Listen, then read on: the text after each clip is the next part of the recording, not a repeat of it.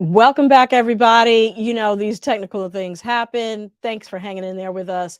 We are still here with Dr. Stacey Patton. We are talking about corporal punishment, spankings, and we're going to pick right back up where we left off.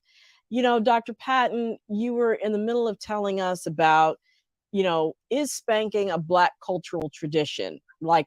Um, there are a lot of African Americans and Caribbean people. That was my upbringing.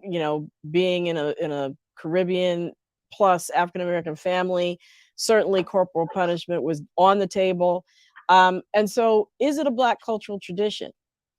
Whooping a Black child is the whitest thing you can do to destroy your child, spiritually, intellectually, physically. It is not native to us. And I wrote about this in Spare the Kids. In order to understand the historical genesis and evolution of this practice within our communities, we don't begin in the American South with slavery.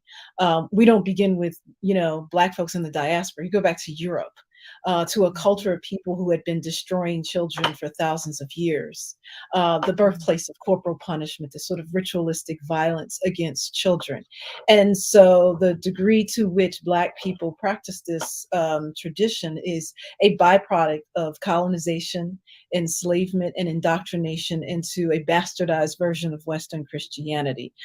We held children in different esteem in West African cultures, considering them gods, returned ancestors. We did not consider children to be property. We didn't practice childism, which is this idea that children are inferior, that you own them, that they need coercive, violent discipline. And in many other indigenous cultures around the world, they too did not practice this kind of ritualistic violence against children. So it's not native to us. It's a distorted gift from the people that we had a misfortune of coming into contact with and becoming victims of their oppressive behaviors. One of the things that I read along the lines of exactly along the lines of what you're saying is as as we progress through the 1800s, the individuals who were kidnapped from Africa became younger and younger, especially as we came to the time of when the slave trade was about to be banned, because they wanted younger people who would age longer.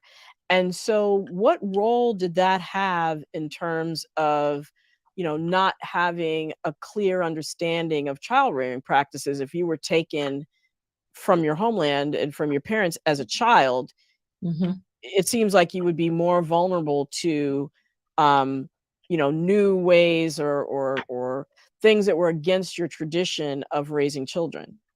I think that statement is true. Definitely, the majority of captives who ended up on those ships were young people in general.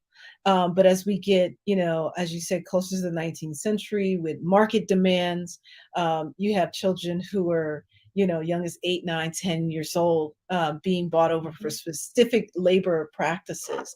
But what's true is that these people were taken from different countries, spoke different languages, came from different cultures, had different cultural conceptions about things like religion, about child rearing, foodways, all of those sorts of things. So these people didn't come here with a universal parenting guide that said things like, "Oh, when your Mhm. child acts up, go get a switch and whoop them." That's not what happened. And so again, it's their seasoning process, breaking people to get them ready for this coercive system is where these, new ideas and new practices, begin to burgeon. And then, like when we think about religion, these people didn't speak English right away. It took a couple of generations for that to happen. So our natural ways of being, whether it's our foods, spiritual practices, and parenting, got distorted and perverted in order to help sustain this, slavery regime. And before we go to the chat, because I'm sure there are some questions there, I wanted to say, can you maybe give us a little bit of background on how you decided personally to focus on corporal punishment in African American children and children in general? How did that become your passion? So I was adopted by an African American family, middle class folks who lived in the suburbs. I was 5 years old when I came to live with them. And my adoptive mother was the first person to ever put her hands on me. And very early on, even before my adoption was legalized, I was whooped with belts, switches, hangers, all of those sorts of things.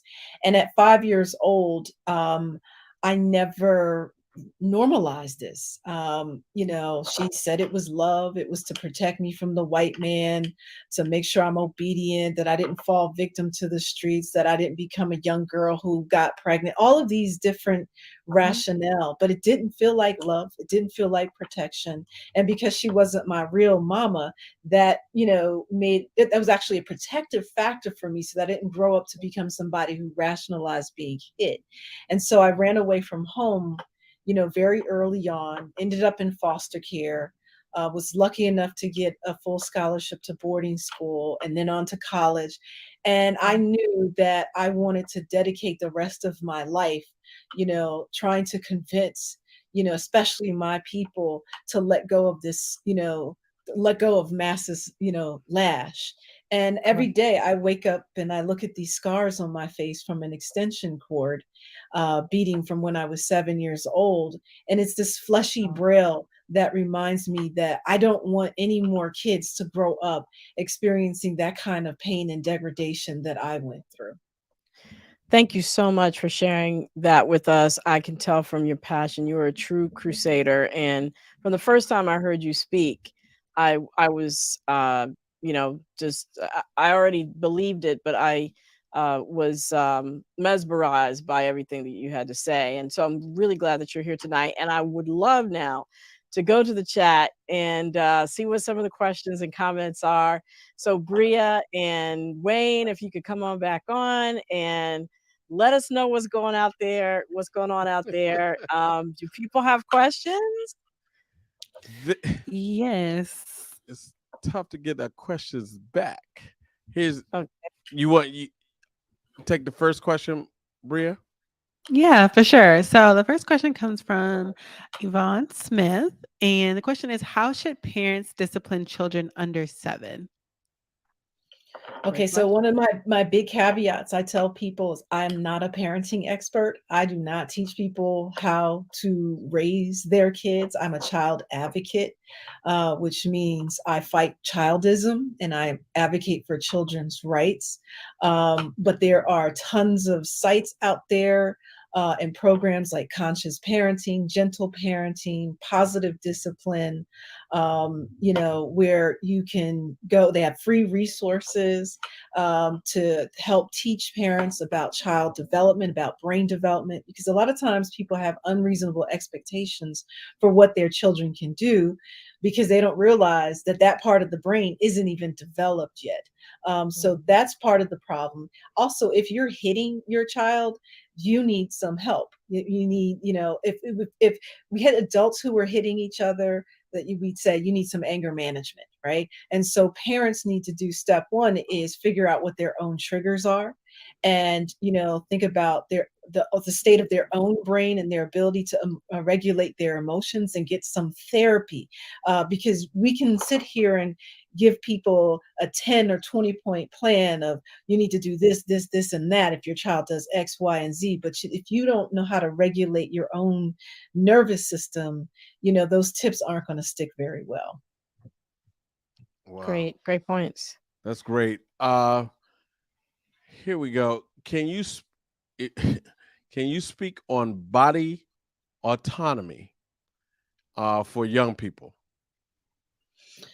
So the way I see bodily autonomy, and because I don't agree with childism, is that I believe that children deserve to have the same rights to bodily autonomy as adults.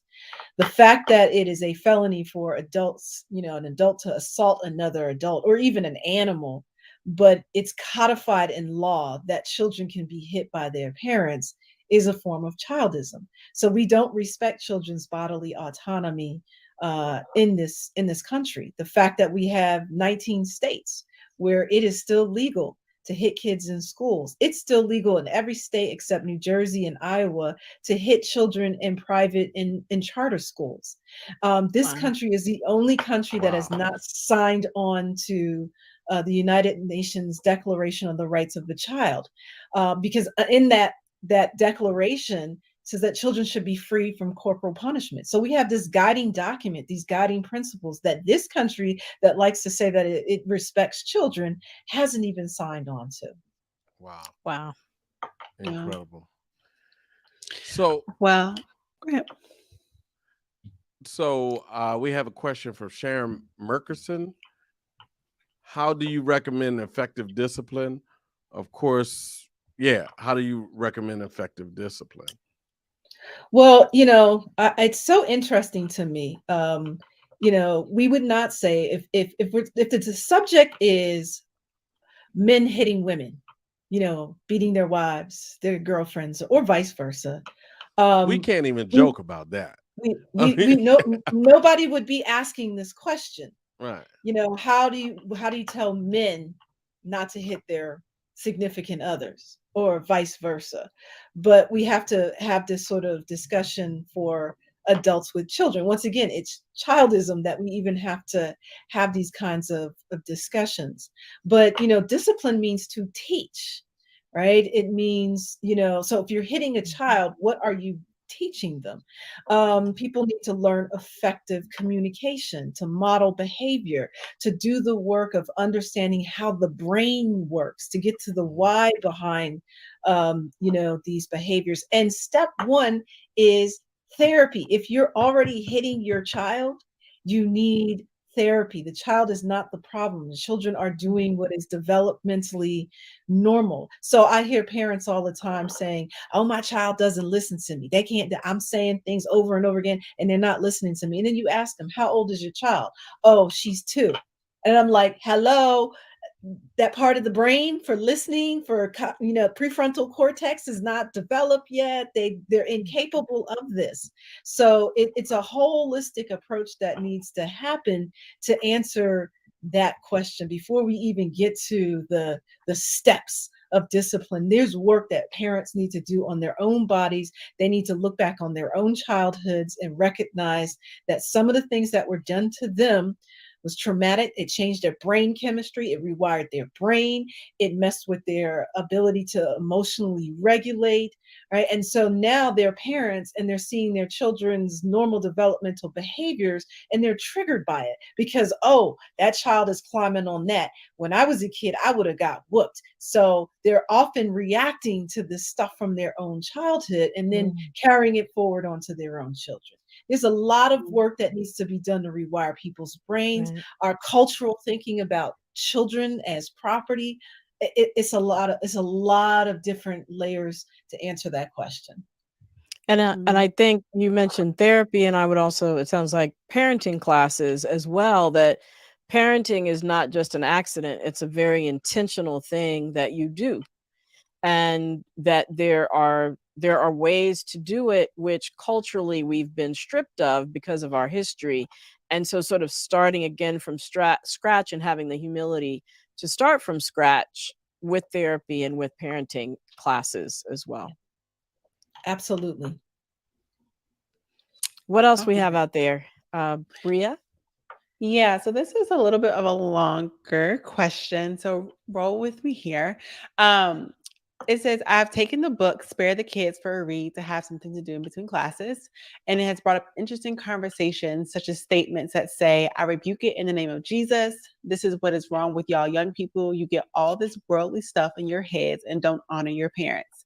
How do you set boundaries and rules with people and create a safe space to talk about this topic? That's a good question. Great question. I think this podcast is a perfect example of that, creating spaces, particularly with us, to have these honest discussions. One of the things I do is a lot of community conversations. So I travel to cities like New Orleans and Chicago, Philadelphia, and we meet in churches, we meet in schools.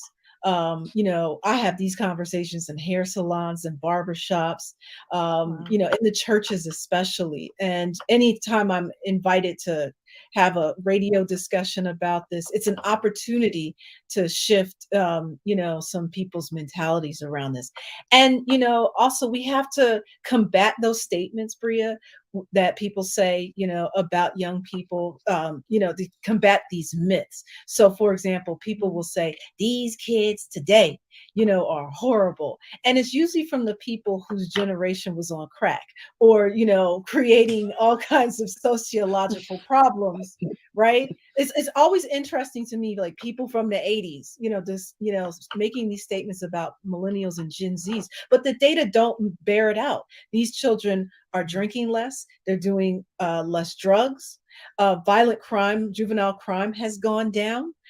This generation is much more politically engaged, and we have to stop pretending like children give birth to themselves or raise themselves. If these kids are so horrible, it's because they had horrible parents raising them. These kids are products of their environments, and they're giving back to and mirroring back to us what we put into them. And it's Wow. if the kids are acting out, it's because they're traumatized. All that whooping, all that yelling, all that cussing out of kids, right? Shaming them on social media, cutting off their eyebrows, all of that stuff, on top of what Dr. Mel was talking about with these viral videos of Black people being shot and killed, all the racism. It's a toxic stew that our young people are ingesting, the smog of white supremacy, and we're becoming co-conspirators in that process. And we wonder why these kids are so angry.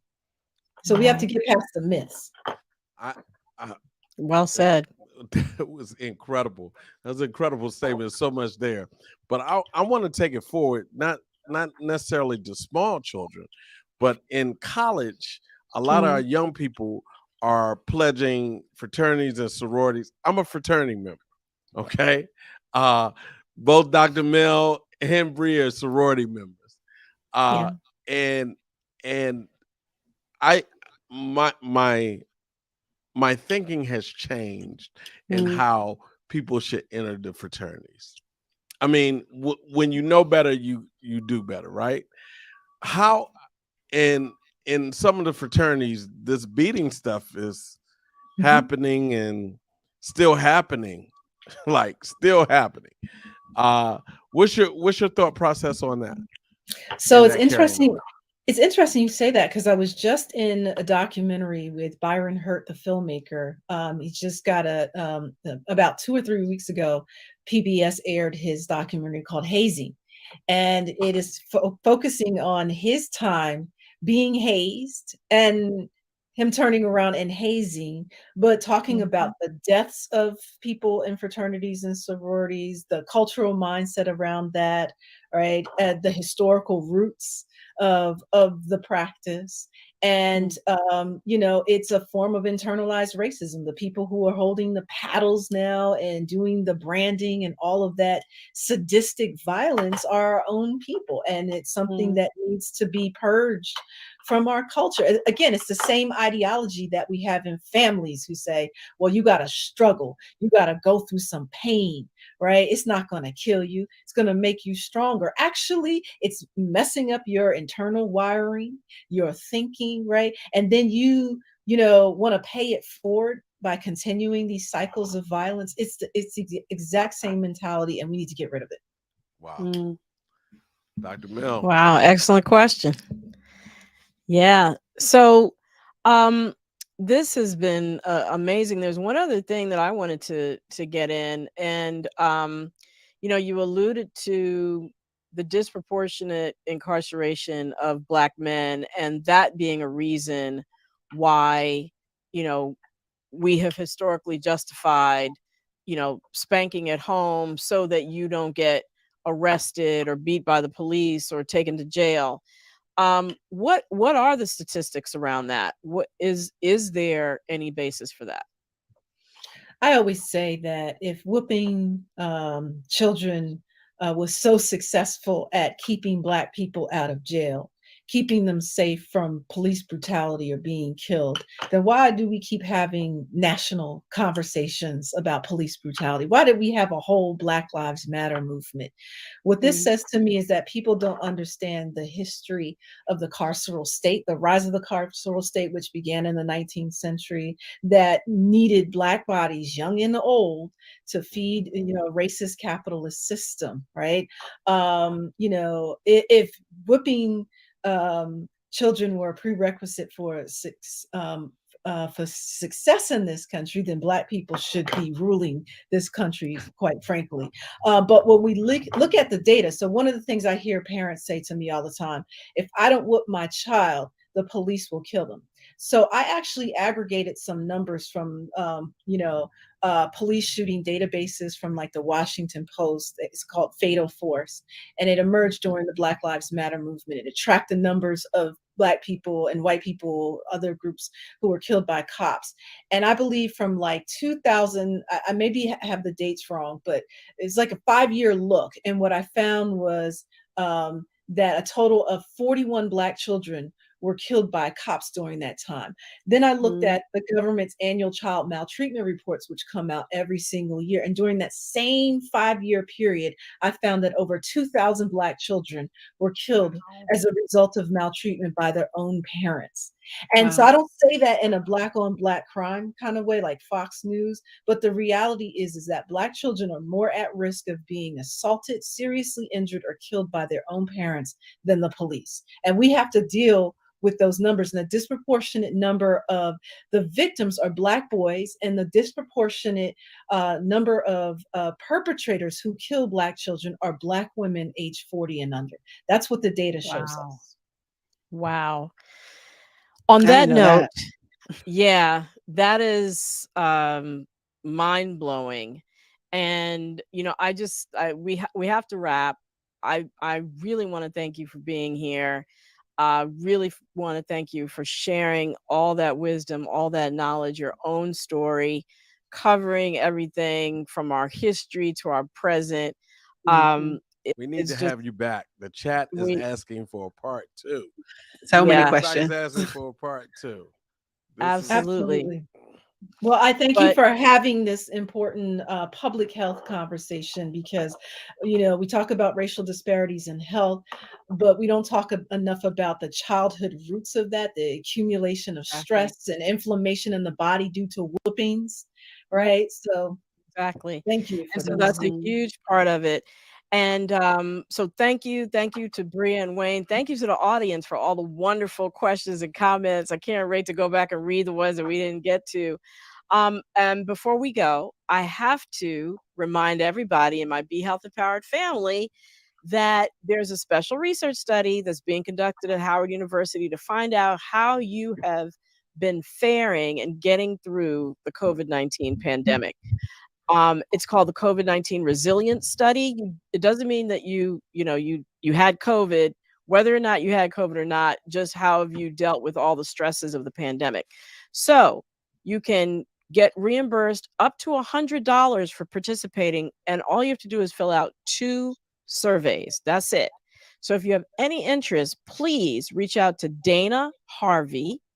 And her email is danaharveyresearch@gmail.com. So that's DANA Harvey, HARVEY, research@gmail.com. Well, that's it for us, y'all. Thank you, my Be Health Empowered family, for joining. This has been another episode of Excuse Me, Doctor.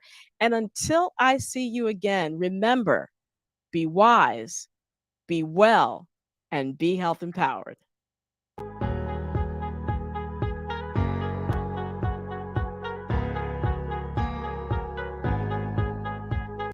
So I guess I should thank the Robinsons. They invited me. They still don't know. I hooked up with Dave 3 days ago. He'll start coughing tomorrow. And I bet in 10 days he'll be on a ventilator. Now his wife, she's not vaccinated because she thinks it'll prevent her from being pregnant. But what they don't know is that I can decrease sperm count. Sorry, Dave. Good luck with that.